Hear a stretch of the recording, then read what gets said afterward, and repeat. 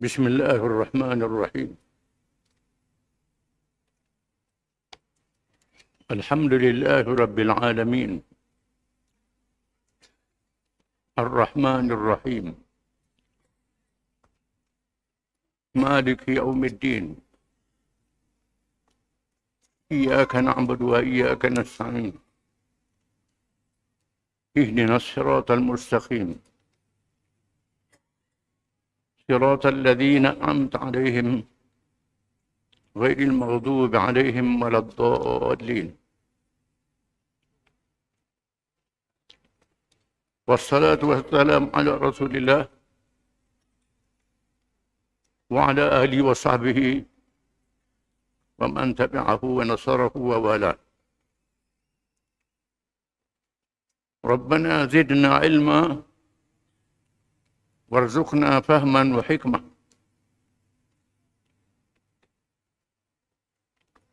Melakukan kerosakan menurut takrif mereka ialah menukarkan sistem yang ada itu kepada cara yang ditunjuk oleh Allah Subhanahu wa taala. Kita baca dalam Quran, pihak yang melawan Rasul-Rasul alaihi wassalatu wassalam seperti Namrud, Fir'aun dan lain-lain,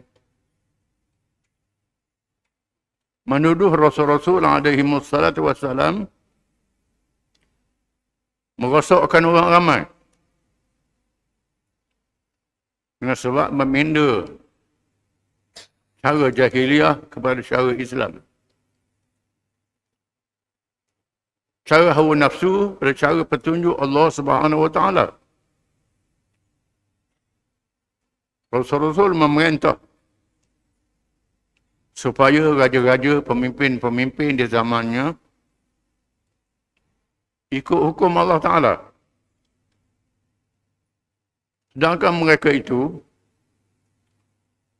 memakai hukum yang mereka sendiri buat sendiri. Inilah yang mereka anggap kemajuan, kebebasan, kebaikan. Hukum Allah ini banyak sekatan-sekatannya. Lalu mereka menganggap hukum Allah dibawa oleh Nabi-Nabi ini merosakkan, menyekak kebebasan mereka. Nak minum arak tak boleh, berjudi tak boleh, berzina tak boleh, buat haram tak boleh. Biar boleh belaka. Itu yang mereka mahu.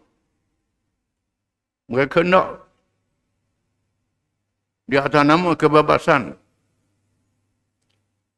Kita mesti faham apa makna kebebasan itu. Kebebasan itu ialah kita boleh buat apa saja yang mendatangkan manfaat yang tidak membawa mudarat. Bila kita ambil lesen kereta, boleh lesen bebas bawa kereta. Mana bebas itu ikut undang-undang, ikut peraturan. Bukan langgar ikut suka.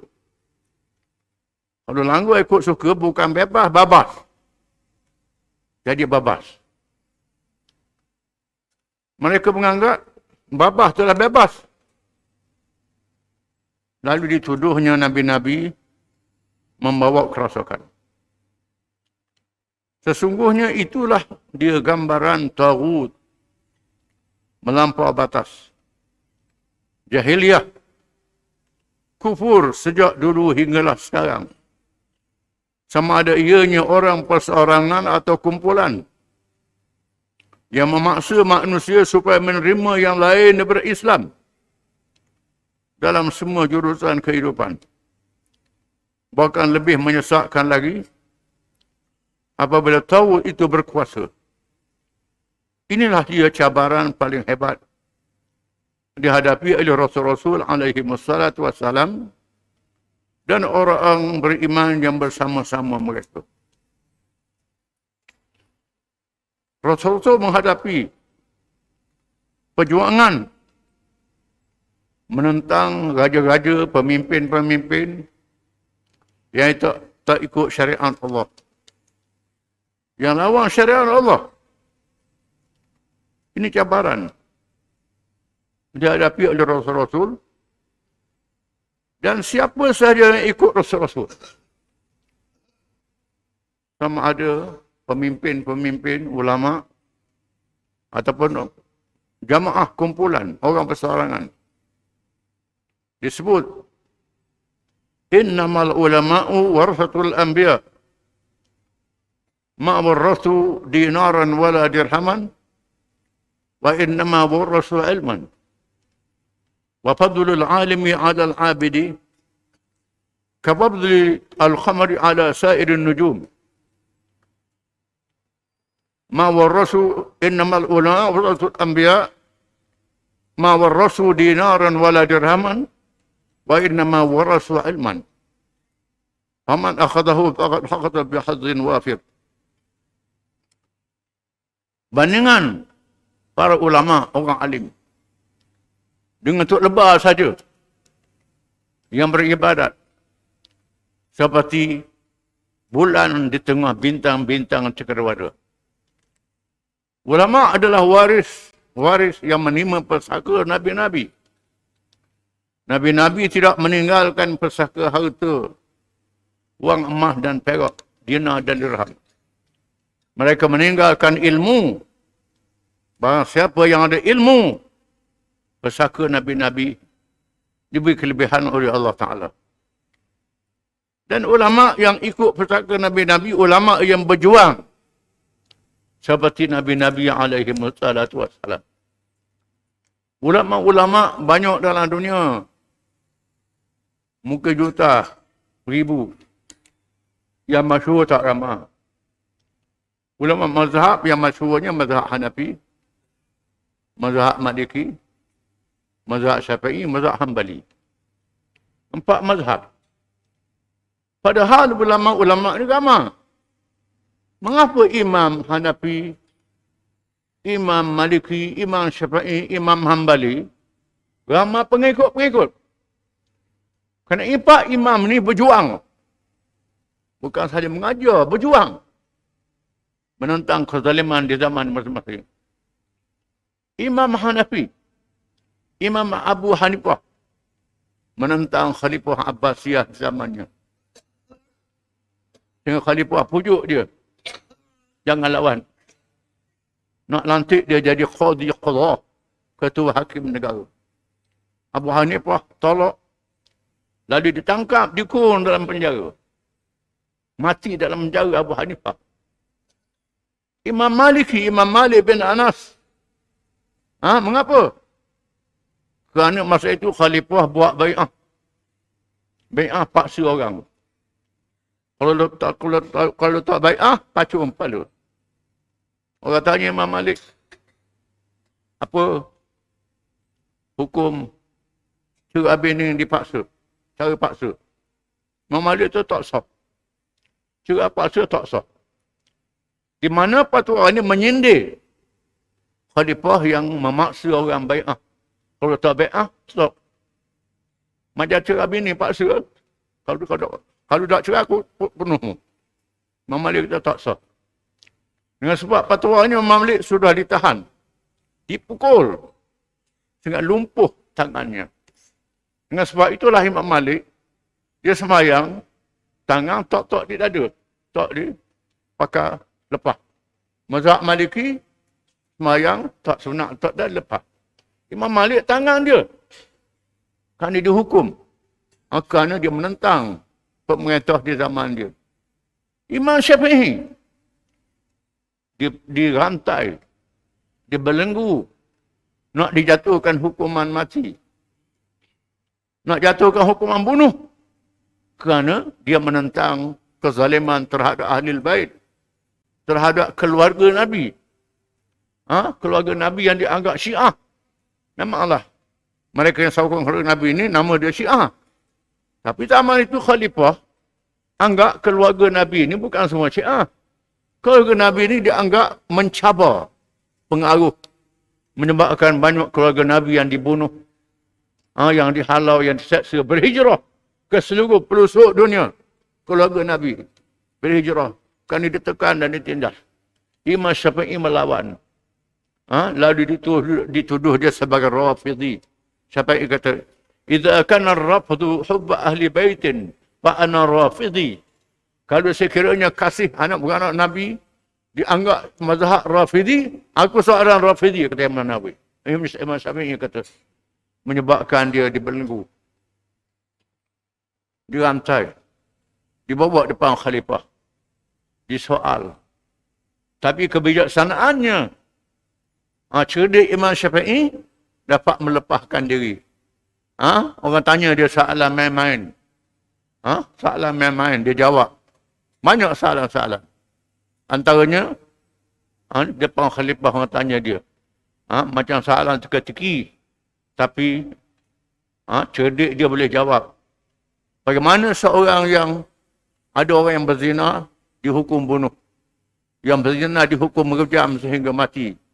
Yang berzina dihukum sebak 100 kali. Yang berzina dihukum sebak 50 kali. Yang berzina dibebaskan. Macam menjadi macam ni. Sampai ikat yang berzina dihukum bunuh. Kerana dia kata zina itu halal. Jadi murtad. Orang murtad kena hukum bunuh. Yang berzina direjam sehingga mati kerana dia muhsan. Sudah berkahwin. Direjam sehingga mati.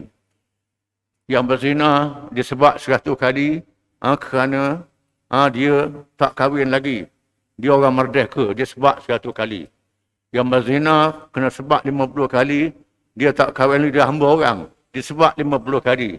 Yang berzina dibebaskan kerana dia gila, tak mukallaf. Syafi'i kata. Lepas jawab. Dan banyak soalan-soalan, Syafi'i dibebaskan. Kerana menentang kezaliman di zaman dia. Imam Ahmad bin Hanbal dibelasah di rotan tubuh sehingga darah berlemuran dengan darah pakaian dia berlemur dengan darah. Kerana apa? Dia menentang Mu'tazilah yang dianut oleh kerajaan, mengatakan Mu'tazilah kata Quran tu makhluk, kalam Allah yang makhluk. Imam Ahmad kata tidak, kalam Allah itu qadim, sedia kala, bukan makhluk. Quran kalam Allah. Tapi Mu'tazilah ni nak main-main dengan kalam Allah Ta'ala, dengan sifat Allah Ta'ala. Ada ulama yang dihukum pancung. Ada ulama yang ditangkap, disebat, masuk Imam Ahmad, dibelasah sehingga berdarah jasad dia. Sedangkan di sana ada ulama-ulama yang melepaskan diri, berbohong, berhela, macam-macam. Antara helahnya, Taurat, Zabur, Injil, Quran, keempat-empat ini makhluk. Dia ni ada nanti jari dia bukan Quran. Nak lepas diri. Lalu anak murid kata, wahai Imam, mengapa tak lepas diri? Buatlah helah macam-macam. Imam Ahmad kata, idza sakata al-alim taqiyatan wal jahilu yajhal, famata yatabayyanu al-haq. Bila orang alim membebaskan diri untuk selamatkan diri dia, orang ramai dalam keadaan jahil, maka bila kebenaran itu akan ternyata. Kebenaran tak dibuktikan. Imam Ahmad dibelasah. Dibebaskan. Ini ulama-ulama yang tinggal mazhab. 4, ramai pengikut-pengikut dia. Kenapa?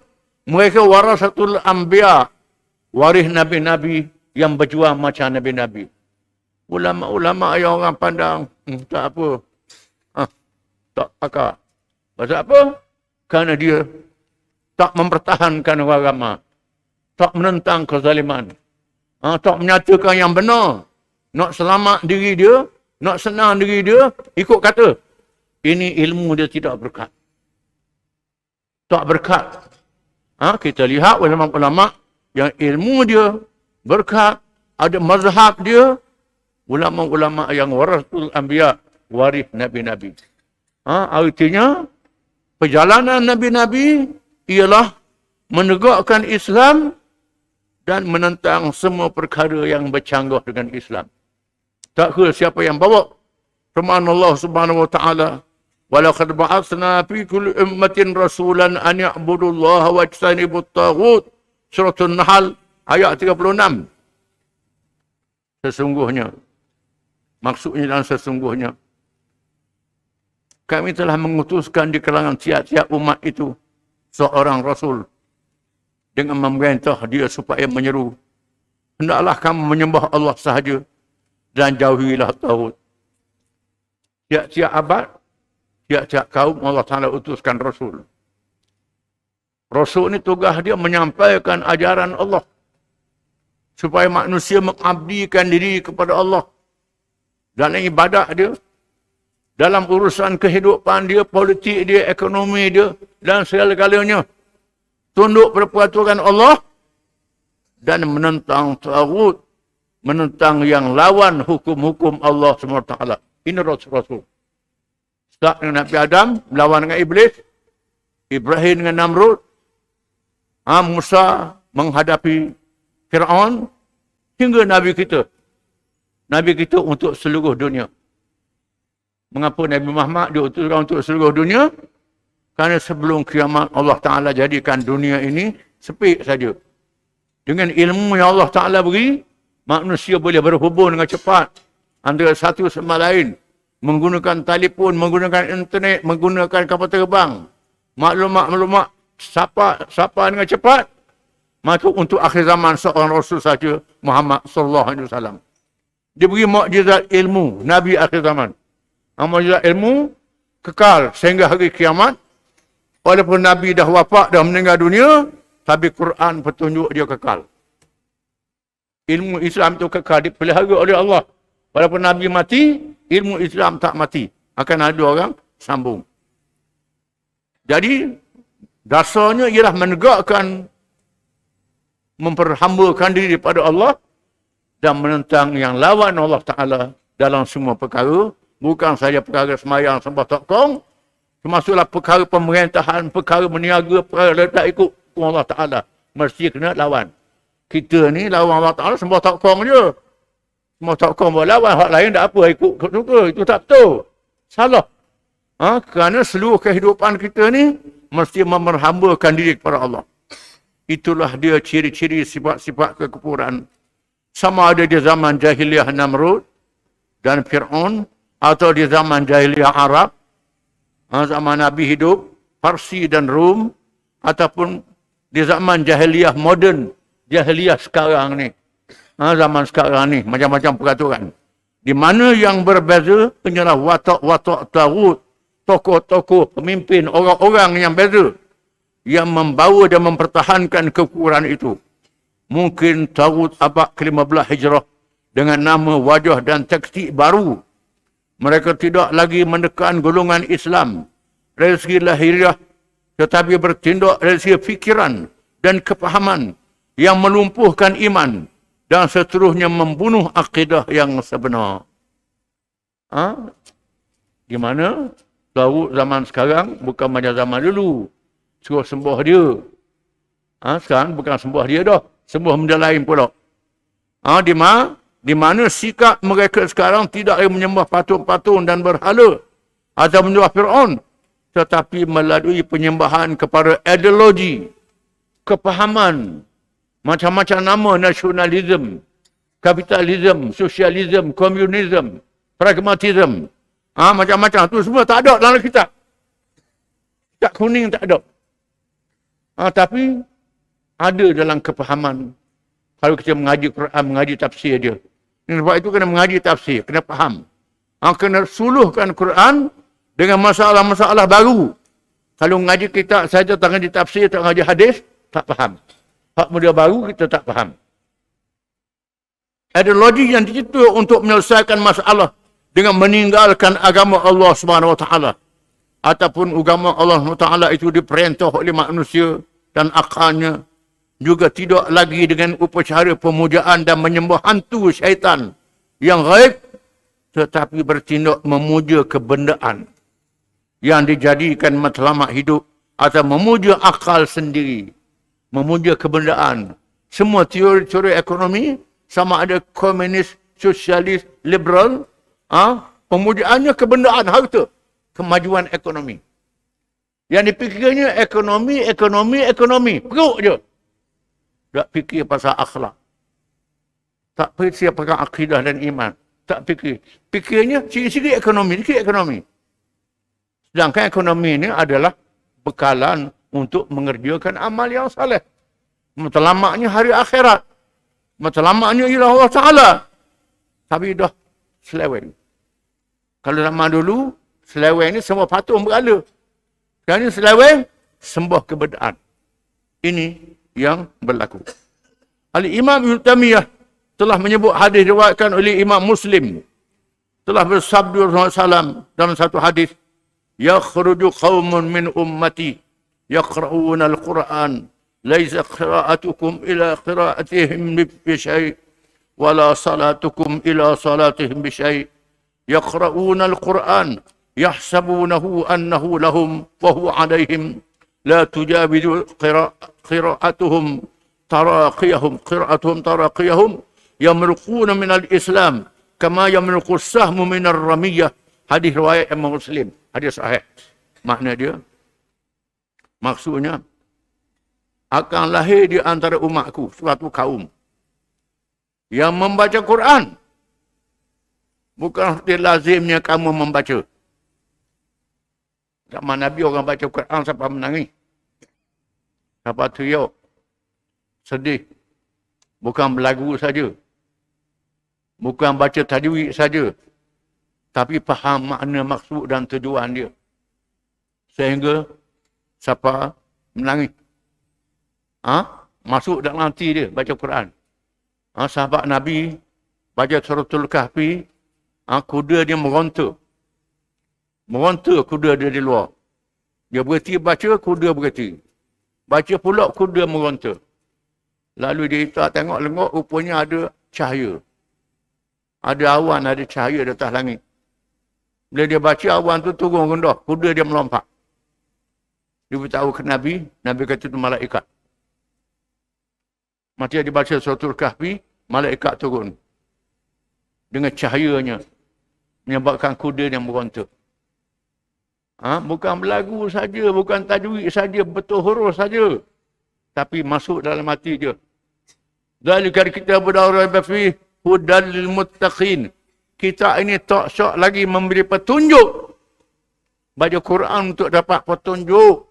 Bukan untuk sedap baca je, untuk betul huruf je. Quran ni adalah petunjuk. Inna hadzal Quran yahdi lillati hiya aqwam.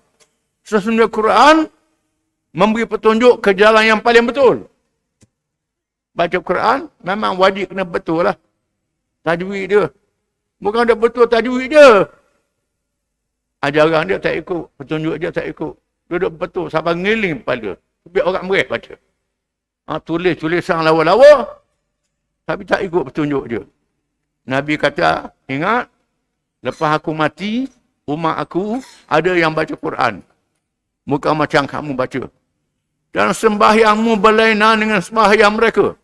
Membaca Al-Quran dengan mengira Quran itu sebagai propaganda di ayah mereka. Padahal ia adalah hujah ke atas mereka. Bacaan mereka tidak melebihi kerongkongnya sekadar kerongkong saja. Mereka keluar dari Islam sebagai anak panah keluar dari busurnya menuju sasaran. Orang ni dia baca Quran. Khusyuk. Keluar anak panah. Macam anak panah keluar. Islam tubik daripada dia. Macam anak panah keluar daripada busur. Pergi sasaran. Tak sedar Islam lucuk daripada dia. Dia baca Quran. Tapi dia lawan Quran. Dia hina Quran. Dia lawan hukum Quran. Dia lawan orang yang tegakkan Quran. Dia lawan orang yang celahkan hukum Quran. Baca bukan main sedap. Ini akan berlaku. Hadis. Panjang hadisnya ceritanya. Ada orang Badui. Bila Nabi bagi harta rampasan. Bagi harta rampasan perang. Ghanimah. Dia tak buat hati. Boleh sikit. Nak banyak. Dia kata Nabi tak adil. Nabi tak adil. Nabi tak adil. Nabi kata, illa ma'adil faman ya'adil. Kalau aku tak adil, siapa lagi yang nak adil? Kerana aku diutus oleh Allah. Allah Ta'ala utus aku. Kalau aku tak adil, siapa lagi? Lalu Khalid bin Walid kata Rasulullah, biar saya pancung leher dia. Cakap macam ni. Nabi kata jangan. dia pergi. Nabi kata akan keluar dari puak-puak ni satu puak yang baca Quran, yang kuat ibadat, yang semayang, tapi tak ikut Islam. Akan ada. Zaman Sayyidina Ali, puak Khawarij. Lawan Sayyidina Ali. Zaman kita ni, ada puak yang baca Quran. Bukan Khawarij saja. Ngaji Quran. Tapi tak ikut petunjuk je. Ikut petunjuk England, petunjuk Moskow, petunjuk New York. Tak ikut. Bukan petunjuk Islam. Ini jadi ni. Ada yang baca Quran, tapi keluar daripada Islam. Macam anak panah keluar daripada busur, tuju sasaran. Terlucu. Hukum hudud zalim. Hukum hudud tak sesuai. Hukum Islam tak boleh pakai dah zaman learning. Quran baca. Mungkin dia jahil. Jahil dosa besar. Tapi kalau tak jahil, terlucu Islam dia. Tak boleh buat main-main. Menurut satu riwayat yang lain, dalam satu Rasulullah, Nabi kata, yaqtuluna ahlal iman wa yada'una ahlal awthan la in adraktuhum la aqtulannahum qatla'an. Muttafaqun alaih. Maksudnya, mereka memerangi orang-orang yang beriman, mereka lawan orang Islam. Lawan orang ke Islam. Dan membiarkan penyembah-penyembah berhala. Sokong puak penyembah berhala. Ada tak? Ada tak? Sokong DAP lah sekarang ni. Supa lah tu. Orang nak ke Islam, dia anggap musuh. Orang lawan Islam, dia anggap kawan. Ni. Hadis ni lah. Ini dia Nabi dah sebut. Hak Nabi kata ni betul-betul berlaku. Betul-betul berlaku. Nabi ni Nabi sungguh. Bukan Nabi main-main. Hak Nabi cakap ni, kita tengok dengan mata kita sekarang. Tak percaya ke orang Islam, percaya ke orang lawan Islam. Ini dia. Memerangi orang-orang yang beriman, membiarkan penyembah-penyembah berhala. Sekiranya aku menjumpai mereka, nescaya aku akan perangi mereka seperti memerangi kaum Ad. Nabi kata. Kalau kau sempak dengan puak-puak ni, aku lawan macam Tuhan lawan kaum Ad dibinasakan. Keras. Ucapan Nabi terhadap puak ni sangat keras. Ni kena sedar. Jangan main. Jadi semua Nabi sebut ni, tanda-tanda yang berlaku, kenabian, kerasulan dia. Sungguh. Yang kita kena hadap, kita kena lawan. Bukan saja musuh yang zahir-zahir dia bukan Islam. Musuh yang mengaku Islam, tapi lawan orang Islam, sokong musuh-musuh Islam. Ini dia. Kita kena ingat. Kalau kita tengok pesanan Nabi ini, kita fahamlah. Selamat kita. Wallahu a'lam.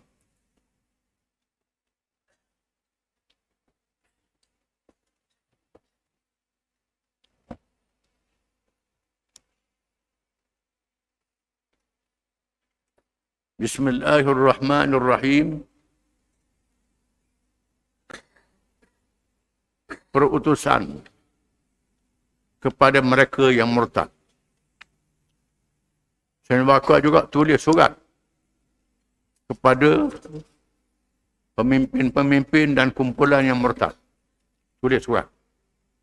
Khalifah Abu Bakar radhiyallahu an juga menghantar perutusan kepada mereka yang murtad dengan cara memujuk mereka kembali kepada Islam. Kemudian memberikan amaran sebelum menyerang.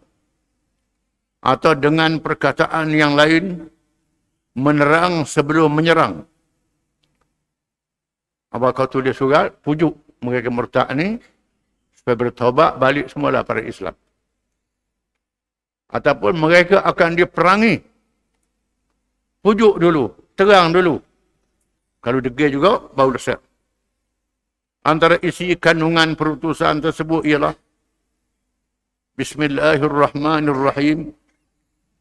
Min Abi Bakrin khalifati Rasulullah sallallahu alaihi wasallam ila man balaghahu kitabi hadha min ammatin wa khassah aqama ala islamihi aw raja'a anhu salamun ala man ittaba'a al-huda walam yarji' ba'dal huda illa ad-dalalati wal 'ama.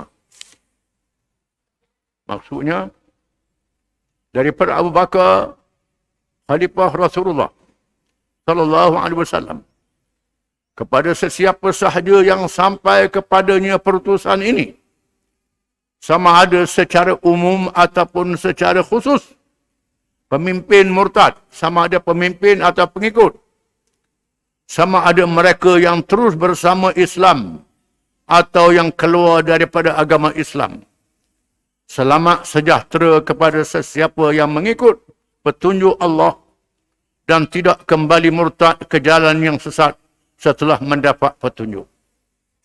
Barang siapa yang ikut petunjuk Islam, selamat dia. Selamatlah dia dunia dan akhirat. Itu maksudnya. Fa inni ahmadu ilaikumullah alladzi la ilaha illahu wa asyhadu an la ilaha illallah wahdahu la syarikalah wa anna Muhammadan abduhu wa rasuluh nuqiru bima jaa bihi wa nukaffiru man aba wa nujahidu. Sesungguhnya aku memuji Allah di hadapan kalian. Tiada Tuhan malaikannya. Aku bersaksi dengan ikrar lidah dan kepercayaan hati bahawa tiada Tuhan yang sebenar malaikan Allah Subhanahu wa taala. Tuhan yang tiada sekutu baginya. Tak ada Tuhan lain daripadanya. Dan aku bersaksi bahawa Muhammad SAW itu hamba-Nya dan Rasul-Nya. Kami mengakui dengan apa-apa sahaja yang disampaikan olehnya, dan kami mengkufurkan sesiapa yang membangkangnya dan menentang ajarannya. Jelas. Siapa yang ikut Nabi, kami suka, kami setuju, kami redha. Siapa yang lawan Allah, lawan Nabi, kami akan menentang mereka dan ajarannya. Amma ba'du, fa inna Allah Ta'ala arsala Muhammadan bil haqqi min indih ila khalqihi bashiran wa nadhira wa da'iyan ila Allah bi idnihi wa sirajan munira liyundhira man kana hayyan wa yahiqqul qawlu 'alal kafirin.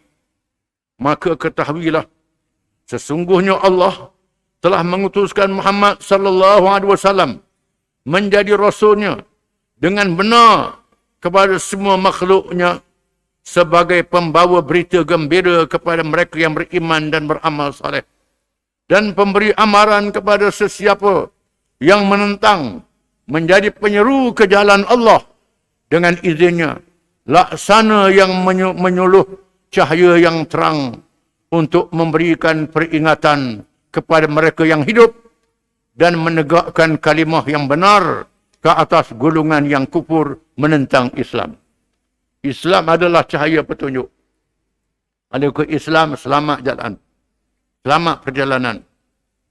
Tak ikut Islam, gelap. Menyebabkan sesat, rosak. Fahadallahu bil haqqi man ajaba ilaih. Wa darba Rasulullah SAW alaihi man adbara anhu. Hatta sara idal islami taw'an aw karha. Maka Allah telah memberikan petunjuk kebenaran kepada sesiapa yang menerima Islam. Dan dengan izin Allah juga, Rasulullah SAW memerangi orang-orang yang berpaling daripada mengikuti ajarannya, sehingga mereka kembali kepada Islam, sama ada secara rela atau secara terpaksa. Barang siapa yang dah masuk Islam, tak boleh murtad, tak boleh keluar. Sama dia balik pada Islam atau diserang. Itu pilihannya. Ada pun orang kafir dah tak dipaksa masuk Islam. Tetapi bila dah masuk Islam, tak boleh murtad. Kenapa pula tak ada paksaan dalam agama? Kerana bila seorang tu masuk Islam, dia ikrar dua kalimah syahadah. Dia berjanji dengan Allah Ta'ala. Ikrar dengan Allah Ta'ala. Setelah dia ikrar, dia masuk Islam, dia murtad. Dia tipu Allah Ta'ala. Dia khianat terhadap Allah Ta'ala. Lain dengan orang yang asal dia kafir. Dia tak ikrar lagi. Dengan sebab itu orang yang kafir dah tak dipaksa. Dia masuk Islam. Tak boleh bunuh. Tak dipaksa. Tapi orang masuk Islam, bila murtad, tak ada pilihan. sampai dia masuk Islam ataupun dia dihukum dengan keras. Kerana dia lawan janji dengan Allah Ta'ala. ثم توفى الله رسوله صلى الله عليه وسلم وقد نفذ لأمر الله ونصح لأمته وقضى الذي عليه وكان الله قد بين له ذلك ولأهل الإسلام في الكتاب الذي أنزل فقال. Kemudian Allah mewafatkan Rasulullah SAW setelah baginda melaksanakan semua perintahnya, menasihati umatnya, dan setelah menunaikan perintah yang diwajibkan kepadanya, dan Allah telah menjelaskan tentang kewafatannya dalam Al-Quran yang telah diturunkan baginda SAW. Firman Allah SWT, innaka mayyitun wa innahum mayyitun. Sesungguhnya kamu, wahai Muhammad SAW, akan mati, dan sesungguhnya mereka juga akan mati. Malah Nabi mati. Bila Nabi mati, Islam tak mati. Jangan keluar Islam. Nabi manusia. Firman Allah Ta'ala, وَمَا جَعَلْنَا لِبَشَرٍ مِّن قَبْلِكَ الْخُلْدَ أَفَإِن مِّتَّ فَهُمُ الْخَالِدُونَ كُلُّ نَفْسٍ ذَائِقَةُ الْمَوْتِ وَنَبْلُوكُمْ بِالشَّرِّ وَالْخَيْرِ فِتْنَةً وَإِلَيْنَا تُرْجَعُونَ. Ini Tuhan kata ke Nabi sendiri. Dan kami tidak menjadikan seseorang manusia sebelummu dapat hidup kekal di dunia ini. Tak ada manusia kekal termasuk musuh wahai Muhammad. Maka jika kamu meninggal dunia, wahai Muhammad, adakah mereka akan hidup selama-lamanya? Setiap diri pasti akan merasai kematian. Dan kami menguji kalian dengan kejahatan dan kebaikan. Sesungguhnya kalian pasti akan dikembalikan kepada kami. Muhammad mati, manusia lain mati juga. Tapi Allah Ta'ala turunkan Islam. Jadi ujian pada manusia. Dan Abu Bakar berkata kepada orang-orang mukmin dengan menyebut firman Allah Ta'ala, وَمَا مُحَمَّدٌ إِلَى رَسُولٌ قَدْ خَلَتْ مِنْ قَبْلِهِ الرَّسُولُ أَفَإِمَّا تَأَوْ قُتِلًا قَلَبْتُمْ عَلَىٰ أَعْقَابِكُمْ وَمَنْ يَنْقَلِبْ عَلَىٰ عَقِبَيْهِ فَلَنْ يَضُرَّ اللَّهَ شَيْئًا وَسَيَجْزِي اللَّهُ الشَّاكِرِينَ. Dan Muhammad itu tidak lain hanyalah seorang Rasul yang sudah pun didahului oleh beberapa orang Rasul yang telah mati atau terbunuh. Jika demikian, sekiranya jika dia mati, Muhammad mati atau terbunuh, patutkah kalian berpaling tadah menjadi kafir? Dan ingatlah, sesiapa yang berbalik menjadi kafir murtad, maka itu tidak akan mendatangkan mudarat kepada Allah sedikit pun. Dan sebaliknya Allah akan memberikan balasan pahala kepada orang-orang yang bersyukur akan nikmat Islam yang tiada bandingannya itu. Muhammad mati, Muhammad bawa Islam, Nabi-Nabi zaman dulu mati. Kalau Muhammad mati, tak boleh keluar daripada Islam. Islam tetap jadi pegangan. Islam nikmat Allah yang paling besar, kita mesti syukur. Dengan sebab itu mesti pertahankan Islam. Tak boleh tinggal Islam walaupun Muhammad dah mati. فَمَنْ كَانَ إِنَّمَا يَعْبُدُ مُحَمَّدًا فَإِنَّ مُحَمَّدًا قَدْ مَاتَ وَمَنْ كَانَ يَعْبُدُ اللَّهَ فَإِنَّهُ حَيٌّ لَا يَمُوتُ وَلَا تَأْخُذُهُ سِنَةٌ وَلَا نَوْمٌ حَافِظٌ لِأَمْرِهِ مُنْتَقِمٌ مِنْ عَدُوِّهِ. Sesiapa yang menyembah Muhammad, maka sungguhnya Muhammad baginda sudah mati. Dan sesiapa menyembah Allah, maka sesungguhnya dia Allah Maha Hidup dan tidak sekali-kali mati. Dan Allah tidak pernah mengantuk atau tidur, sentiasa memelihara urusannya dan bertindak terhadap musuhnya dengan balasan yang setimpal.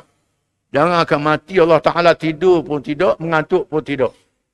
Selama-lamanya Allah Ta'ala. Itu dia Allah Ta'ala.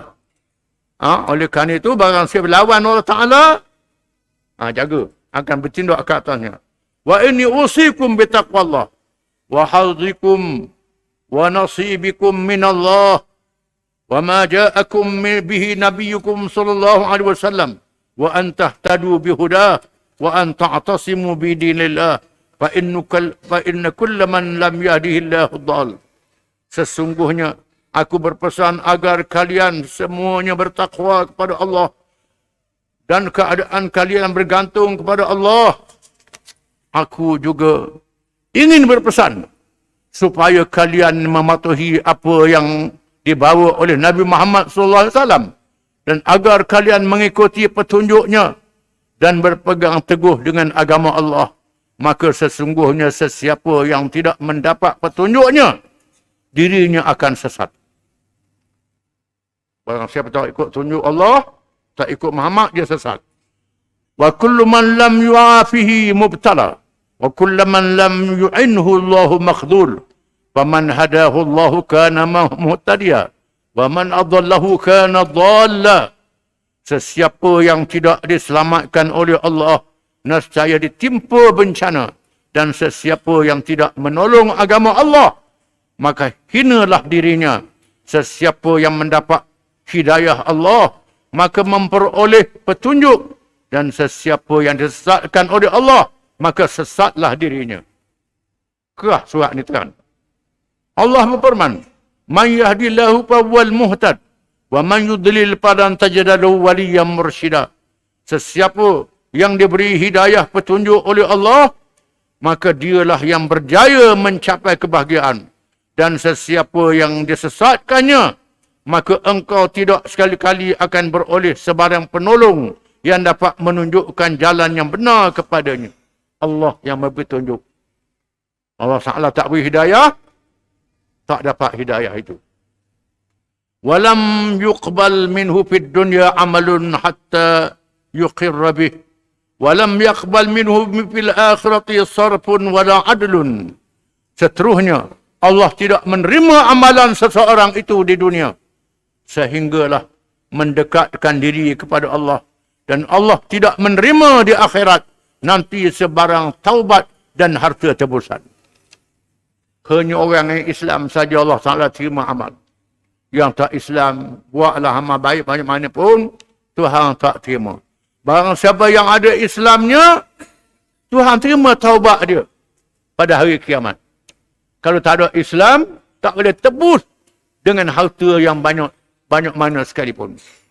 Wa qad balagani rujuman raja'a minkum an dinih ba'da an aqarra bil Islam wa amila bih iqtiraran billah wa jahalatan bi amrih wa ijabatan lisyaitan. Telah sampai kepada pengetahuanku, kata Abu Bakar, tentang adanya dalam kalangan kamu sekalian golongan yang kembali kepada agama dahulu setelah masuk Islam dan mengamalkan ajarannya kerana ragu terhadap Allah disebabkan kejahilan tentang perintahnya dan memenuhi ajakan syaitan. Ada orang dah masuk Islam, keluar daripada Islam kerana dirasuk oleh syaitan, ikut pemimpin yang salah.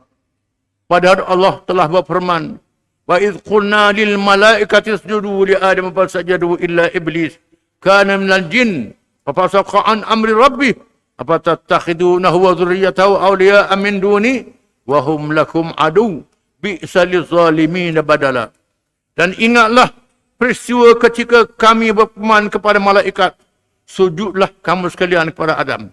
Maka mereka sujud. Malaikat iblis, dia berasal daripada golongan jin, maka dia menderhakai perintah Tuhannya. Oleh itu, patutkah kamu sekalian menjadi iblis? Menjadikan iblis dan keturunannya sebagai sahabat-sahabat qarib yang menjadi pemimpin selain daripada ku Allah? Sedangkan mereka itu ialah musuh bagi kamu sekalian. Amatlah buruk iblis itu sebagai pengganti Allah bagi orang-orang yang zalim. Mutukar Allah Ta'ala dengan iblis. Allah Ta'ala beri petunjuk pada kamu, ikut iblis yang menyesatkan kamu. Firman Allah Ta'ala, "Inna syaitana lakum aduun fattakhiduhu aduwa. Innama yad'u hizbahu liyakunu min ashabis sa'ir." Sesungguhnya syaitan adalah musuh yang nyata bagi kamu sekalian.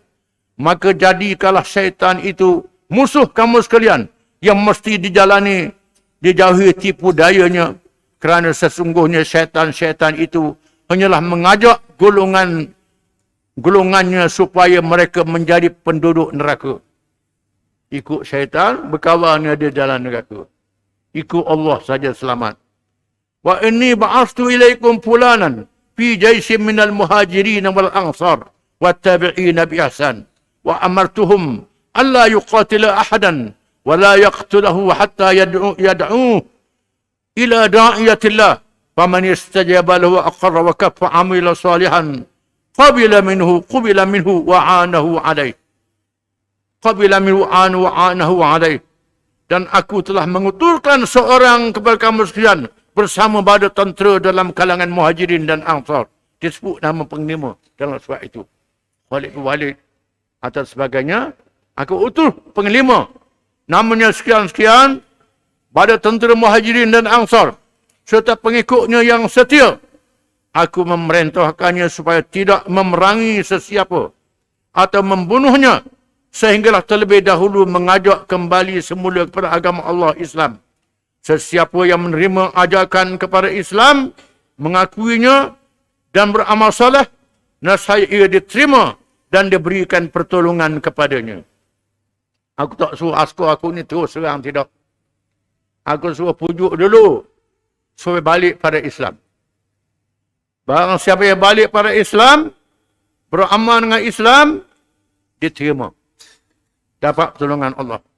Wa man aba amartu an yuqatilahu ala dhalik thumma la yubqa ala ahadin minhum qadira alayh wa an yuharriqahum bin nar wa yaqtulahum kulla qitlah wa an yasbir nisa wa dharari wa la yaqbal min ahadin illa al-Islam. Dan sesiapa yang membangkang, yang melawan, aku memerintahkan untuk memeranginya kerana kesalahan yang dilakukan dan menghapuskannya sehingga tidak tinggal seorang pun daripada kalangan yang tertangkap. Lalu mereka dibakar dan seorang demi seorang dibunuh. Adapun golongan wanita dan kanak-kanak pula ditawan. Tidak dibenarkan sesiapa pun bebas, melainkan wajib menerima Islam semula. Tak boleh bebas sama ada dibunuh ataupun masuk Islam. Ini diberi amaran pada mereka yang murtad. فَمَنِ اتَّبَعَهُ فَهُوَ خَيْرٌ لَهُ وَمَنْ تَرَكَهُ وَلَنْ يُعْجِزَ اللَّهُ وَقَدْ أَمَرْتُ رَسُولِي أَنْ يَقْرَأَ كِتَابِي فِي كُلِّ مَجْمَعٍ لَكُمْ. Sesiapa yang mengikut Islam, itulah terbaik baginya. Dan sesiapa yang meninggalkannya, maka sesungguhnya ia tidak akan dapat melemahkan Allah walau sedikit pun. Aku telah memerintahkan utusanku agar membaca surah ini dalam setiap perhimpunan sekalian. Surah aku ni jelas, siapa yang ikut, yang terima, selamat dalam kebaikan. Siapa yang tak ikut, lawan, tak boleh melemahkan Allah. Tak boleh melemahkan Allah. Kami berperang ni atas jalan Allah. Tak siapa yang boleh mengalahkan kami. Dan aku perintah surah ni dibaca pada orang ramai. Wa da'iyatul adhan. فَإِذَا أَذَّنَ الْمُسْلِمُونَ فَأَذَّنُوا كُفُّوا عَنْهُمْ وَإِنْ لَمْ يُؤَذِّنُوا عَاجَلُوهُمْ وَإِنْ أَذَّنُوا أَسْأَلُوهُمْ مَا عَلَيْهِمْ فَإِنْ أَبَوْا عَاجِلُوهُمْ وَإِنْ أَقَرُّوا قُبِلَ مِنْهُمْ وَحَمَلَهُمْ عَلَى مَنْ يَنْبَغِي لَهُمْ. Dan tanda seruan itu adalah azan. Bang. Jika orang Islam melaungkan azan, lalu mereka juga azan, maka berhentilah daripada menyerang mereka. Jika mereka tidak melaungkan azan, maka bersegeralah menyerang mereka. Jika mereka melaungkan azan, maka tanyakanlah apa kewajipan yang mesti mereka tunaikan. Jika mereka membangkang, maka serangilah mereka. Jika mereka mengakui Islam, maka mereka boleh diterima semula dan hendaklah berlaku baik terhadap mereka. Ini pesanan Abu Bakar. Bila dengar azan, jangan serang. Setelah masuk, tanya dia apa kewajipan Islam yang mesti ditunaikan. Dia tunaikan kewajipan Islam betul-betul, terima dia. Kalau dia azan saja, kewajipan tak tunai, itu tak boleh. Kita akan baca. Selepas ini bagi Khalid bin Walid. Nak serang satu kampung, nak serang waktu subuh. Serang mengejut. Dengar bang. Dengar orang bang subuh. Tak jadi. Serang. Lalu pusing semula. Tanya macam mana. Orang ni bang. Macam mana tak keluar zakat? Zakat tak wajib, dia kata. Tak wajib zakat. Bila kata zakat tak wajib, zakat ni rukun Islam. Menafikan rukun Islam. Islam dia tak sah. Begitu juga dia kata semayang tak wajib. Tapi bang saja tak semayang. Tak pakar. Tak boleh kena serang. Ke murtad juga. Bakal suruh serang balik puak ni. Pengajaran. Pertusan yang panjang ini menggambarkan tindakan yang diambil terhadap kumpulan murtad itu ditangani dengan penuh bijaksana berdasarkan beberapa pendekatan. Yang pertama, penjelasan secara motivasi, secara menyedarkan berkenaan ajaran Islam yang baik bagi mereka di dunia dan di akhirat. Yang kedua, menyebarkan mereka yang murtad itu, menyedarkan mereka yang murtad itu sebenarnya mengikut kesesatan pemimpin-pemimpin yang menipu dan pembohong besar yang menjadi tentera syaitan. Berbagai bentuk penipuan dalam kalangan ahli sihir dan ahli nujum sudah dikenali, memang berbeza dengan sifat yang diajar oleh Nabi Muhammad SAW. Baginda SAW sangat benar dan amanah dalam menyampaikan petunjuk Allah SWT yang terpelihara. Bahkan Baginda SAW juga meninggalkan para sahabat radhiyallahu untuk meneruskan penyebaran ajaran Islam. Ajaran Nabi jelas, terang, benar, bukan menipu, bukan macam ahli sihir, bukan ahli nujum yang pelawak, bukan pemimpin yang bohong, tidak. Seorang yang benar, yang amanah. Mereka yang murtad adalah dalam kalangan bangsa Arab, bangsa yang sama dipilih Rasulullah SAW menjadi pesuruh Allah SWT. Dan Al-Quran juga diturunkan dalam bahasa Arab. Mereka mampu memahami Islam secara fitrah dan paling dekat.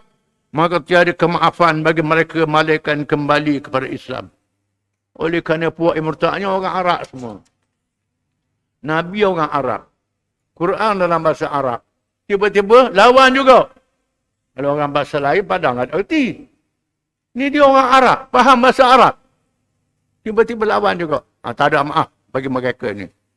Berbeza pula keadaannya dengan kaum lain yang memerlukan penjelasan yang lebih panjang untuk memahami Islam. Perkara ini menjadi hujah kepada para ulama untuk menetapkan hukum bahawa tiada pilihan bagi bangsa Arab selain daripada menerima Islam secara paksa setelah mereka diberikan masa bertahun-tahun melihat Islam secara amali pada zaman Rasulullah SAW. Orang Arab tak ada pilihan, kan Quran dalam bahasa mereka, Nabi dalam bahasa mereka. Adapun kaum lain, kena banyak beri peluang untuk mikir panjang. Kena beza. Sebahagian besar daripada pengikut ajaran murtad terpesong daripada Islam kerana masih baru memeluk Islam dan jahil terhadap ajarannya. Selain itu, mereka murtad kerana ketakutan dipaksa secara kejam oleh pemimpin golongan murtad. Ada kalangan yang murtad ni baru masuk Islam 2-3 hari. Tak mengaji lagi. Tak belajar. Tak belajar. Oleh kerana itu mereka perlu diberi peluang. Diberi penjelasan. Nah, sebab itulah surah Abu Bakar ni panjang. Setengah tu takut pada pemimpin. Takut pada pemimpin yang murtad ni. Kalau dah ikut dia, dia bunuh. Dia bakar macam-macam. Takut. Ada yang bersembunyi. Ada yang terpaksa lah tak bercakap. Ada yang mengaku. Hati tak reda. Perkara tersebut jelas terbukti apabila sejumlah besar jumlah mereka telah kembali kepada Islam. Setelah itu, mereka menyertai tentera Islam yang menyelamatkan mereka daripada kesesatan. Selepas pemimpin-pemimpin murtad itu dikalahkan, maka berduyun-duyun lagi kembali semula kepada Islam serta membuktikan keinsafan mereka dengan berjihad sepenuh pengorbanan melalui harta dan jiwa raga mereka. Terdapat kalangan murtad ni sedar, insaf, bukan insaf kalau dah masuk Islam saja, berjihad, berjuang, sanggup serahkan kekayaan dia nak tebus dosa murtad dulu, sanggup berjuang sehingga mati, syahid di medan perang, mempertahankan Islam, melawan musuh Islam, tebuh, sungguh-sungguh, ikhlas sungguh mereka balik pada Islam ni. Wallahu alam.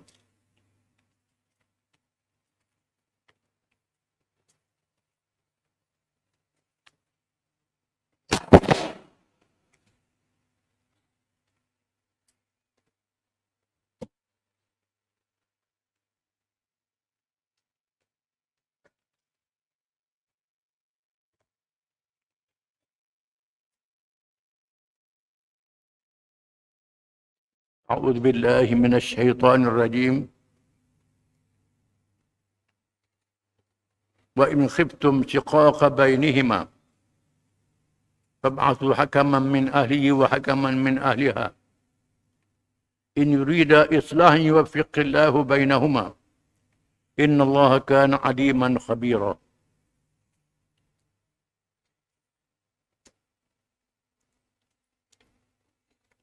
Dan jika kamu bimbangkan perpecahan di antara mereka berdua suami isteri,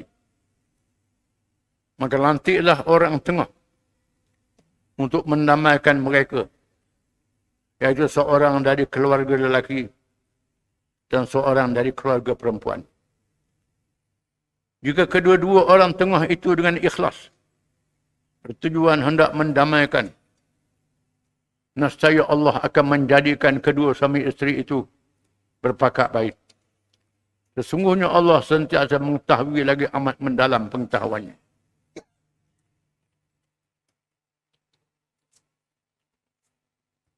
Setelah diberitahu dalam ayat terdahulu,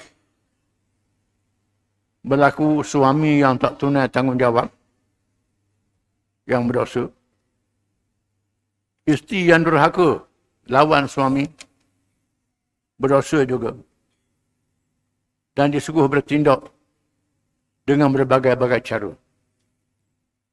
Cara yang sangat bersopan dan beradab dalam Islam. Islam mengajar kita bersopan. Kalau suami berselisih dengan isteri, bukan halal bini keluar rumah, tidak. Suami kena keluar rumah tak balik. Tak bergaul dengan isteri dia. Ataupun pukul yang tidak mencederakan, yang tidak mencacatkan untuk ajar dia. Sebaik-baiknya tidak berlaku perceraian. Kerana perceraian perkara yang halal, yang diberkahi oleh Allah Ta'ala. Abghadul halal lillahi talaq. Perkara yang halal yang Allah Ta'ala murka ialah talaq, menceraikan isteri. Kecuali dengan sebab-sebab yang diizinkan. Kerana maksiat dan sebagainya. Tak ada sebab-sebab apa nak cerai. Allah Ta'ala sangat murka. Walaupun tak berdosa. Lalu Allah Ta'ala tunjuk dalam ayat kita baca pada hari ini, penyelesaian kalau berselingkuh. Tak boleh nak selesai sendiri. Wa in khiftum shiqaqa bainihima fab'athu hakaman min ahli wa hakaman min ahliha. In yurida islahan yuwaffiqillahu bainahuma. Jika kamu membimbangi, kamu takut berpecah di antara suami dan isteri itu, maka lantiklah wakil hakam daripada keluarga suami dan wakil daripada keluarga isteri untuk selesaikan masalah. Tak boleh nak selesai suami isteri langsung, maka ambil wakil daripada anak beranak isteri, anak beranak suami. Bincang. Selesaikan masalah pertanian keluarga itu. In yurida islahan, sekiranya suami isteri itu benar-benar nak cari kebaikan, yuwaffiqillahu bainahuma. Allah Ta'ala akan mentaufikkan petunjuk di antara keduanya. Inna Allah kana aliman khabira. Allah Ta'ala maha mengetahui dan maha tahu tentang urusan kamu. Lantik orang tengah mewakili suami dan isteri. Ulama mengatakan orang tengah itu sama ada isteri melantik ataupun suami melantik ataupun qadi yang mengurus masalah. Panggil wakil daripada isteri, wakil daripada suami orang lain yang nak selesaikan masalah itu. Minta wakil isteri dan wakil suami bincang bagaimana cara penyelesaiannya. Sebab apa jadi kelahi ni? Sebab apa jadi balah ni? Kerana salah suami ke salah isteri? Mesti ada sebab-sebabnya. Kalau tahu salah isteri, isteri kena mengaku. Dia terima kesalahan itu, kena betul keadaan. Kalau salah suami, kena mengaku. Suami itu salah, kena betul keadaannya. Kena betul keadaannya. Kena faham betul-betul. Itu dia. Caranya. Selesaikan masalah. Dan mesti orang yang bijak, yang faham dalam masalah ini. Pernah berlaku dalam sejarah Sayyidina Umar. Seorang perempuan datang mengadu kepada dia. Wahai Amirul Mukminin, saya nak mengadu suami saya ni. Pasal apa? Dia semayang sama, tak tidur-tidur. Puasa sama, tak balik-balik. Puasa sama. Semayang sama. Buat ibadat sama, puasa sama. Sama belaka. Sayyidina Umar kata, baguslah tu lagi begitu. Oh, bagus tak lagi mu. Lalu orang perang pergi konyol-konyol. Syurah. Syurah ni ialah seorang pemuda, dia bukan sahabat, dia tabi'in. Tuan ambil akal dia tajam. Ya Amirul Mukminin, wahai Amirul Mukminin. Dia mengadu suami dia tu. Dia mengadu suami dia tu. Dia mengadu apa? Baguslah itu Sayyidina Umar kata. Dia mengadu suami dia tak ada di rumah. Suami dia tu tak ni. Macam. Panggil mula. Sayyidina Umar panggil mula. Panggil, Musa. Dia bertanya, tanya. Dia panggil suami dia. Panggil kena selesai lah. Tak boleh suami dia balik rumah. Kena ada masa ibadat, masa dengan isteri, masa dengan keluarga. Tak boleh sama-sama. Makna puasa, buat ibadat sama, tak cara bini pun tak cara. Puasa sama, semayang sama. Sayyidina Umar ni betul benda dalam bab ni. Syurah kata dia, ni suami ni tak tunai tanggungjawab keluarga. Sayyidina Umar kata mubijak. Izhab anta qadhin fil Basrah. Pergi aku atau menjadi qadhi di Basrah. Sayyidina Umar kata. Syurah dilantik menjadi hakim di Basrah. Syurah ni seorang hakim yang bijak, yang tajam fikirannya, yang berani. Jadi hakim zaman Sayyidina Umar, hakim zaman Sayyidina Uthman, hakim zaman Sayyidina Ali. Ini Syurah. Syekh Al-Kandi, seorang yang masyhur, menjadi hakim, bijak, pandai, yang berilmu, yang pintar menyelesaikan masalah, yang kisah yang terkenal. Bila Sayyidina Ali kehilangan baju rantai yang masyhur itu, nak perang Siffin, tengok Yahudi bawa baju rantai dia. Lalu Sayyidina Ali pegang Yahudi, ni baju aku. Yahudi kata, tak, baju saya. Dia kata, baju aku. Sayyidina Ali tak apa. Buat cara. Panggil Syurah. Cara depan Syurah. Syurah jadi hakim. Menghukum. Menyelesaikan masalah. Syurah kata, Al-Bayyinah ya Amirul Mukminin. Mana saksi wa Amirul Mukminin. Kena ada saksi lah. Kalau baju ni baju Mukminin, kena ada saksi.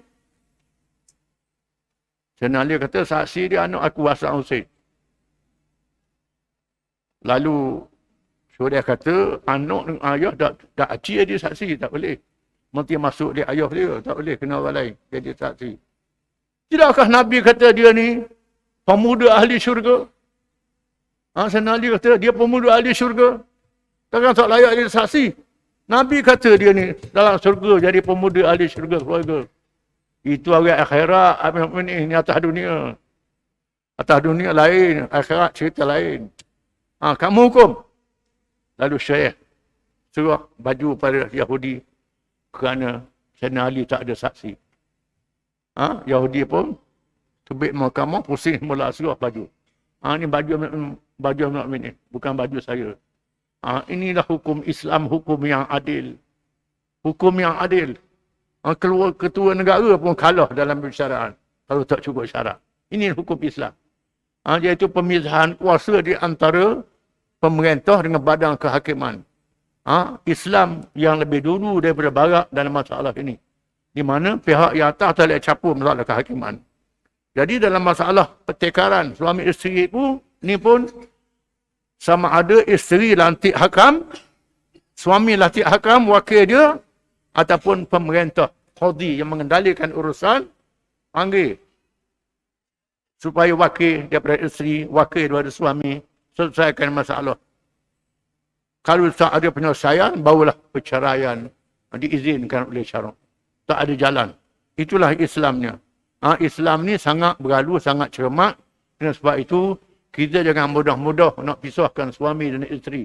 Mesti ada aturan, ada peraturan. Quran mengajar kita semua, kerana perkahwinan itu ikatan janji di hadapan Allah Ta'ala. Bukan kita pakai putus-putus, nak marah tu cerah asal dudak ke. Nak marah, lambat masak nasi. Sikit, cerah lalu. Tak boleh, bukan begitu. Dia bukan cara dia. Mestilah ada sebab-sebab yang tak ada penyelesaian, barulah. Penyelesaiannya tak boleh sendiri, wakil antara suami dan isteri. Inna Allah kana aliman khabira. Sesungguhnya Allah itu maha mengetahui dan tahu tentang urusan kamu. Wallahu a'lam.